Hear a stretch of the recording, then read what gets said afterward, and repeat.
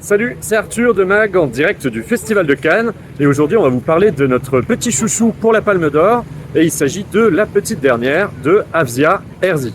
Alors, Afzia Herzi, vous la connaissez très certainement en tant qu'actrice dans Le Ravissement, La Graine et le Mulet. Elle a d'ailleurs été primée cette année en tant que meilleure actrice et vous la connaîtrez bientôt en tant que réalisatrice. Donc là en sélection officielle avec La Petite Dernière qui nous a totalement conquis. Alors La Petite Dernière, c'est l'histoire de Fatima qui va découvrir son homosexualité naissante. Alors ça se passe en banlieue et c'est l'adaptation d'une autofiction de Fatima Das, donc qui va mélanger un peu de réel et donc de fiction, comme son nom l'indique, sur sa propre histoire où du coup elle a dû grandir en banlieue, puis ensuite arriver à la faculté, à s'émanciper vis-à-vis en fait de sa famille et potentiellement un petit peu de l'islam. Alors là où c'est très intéressant, c'est que l'héroïne principale, Fatima, est une actrice amatrice. Elle a été trouvée dans la Marche des Fiertés lors d'un casting qu'il a révélé. Donc c'est pas du tout des acteurs professionnels. Et contrairement à La vie d'Adèle de Keshish, qui touche à des thèmes qui sont semblables, ici c'est nettement plus naturel.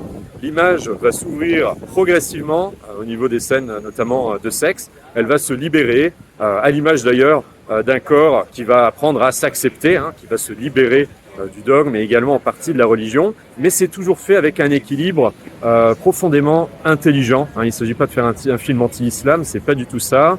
Et ça va vraiment ouvrir cette question, notamment sur les non-dits de la religion. Il y a une scène qui est remarquable avec un imam qu'elle va consulter et où elle lui demande des conseils pour l'une de ses amies qui aurait, entre guillemets, péché par la chair, et où on va avoir un imam qui va commencer à réciter des mythes religieux, dont des mythes bibliques, parce qu'il ne s'arrête pas du tout à l'islam, et des mythes antédiluviens comme celui de Sodome et Gomorrhe, pour nous dire quoi finalement? Pour nous dire que l'homosexualité, c'est moins grave chez les hommes, dans une tentative d'explication complètement ubuesque. Alors c'est très très malin. Cette actrice qui est également footballeuse dans la vie réelle, une footballeuse de haut niveau, l'image est toute trouvée puisqu'elle jongle entre sa famille qu'elle aime, sa religion qu'elle aime aussi puisqu'elle prie et elle est vraiment croyante, et sa quête d'émancipation, puisqu'elle a évidemment pas choisi d'être attirée par les femmes. Là aussi où La vie d'Adèle, qu'on n'avait pas vraiment aimé par ici, était particulièrement cliché, d'autant plus pour un film qui se revendique naturaliste. Ici, c'est vraiment très naturel. Je pense aussi du fait de choix d'acteurs non professionnels, mais aussi parce que ça se passe pas du tout dans un terrain bourgeois. Tout fait très naturel. Et cette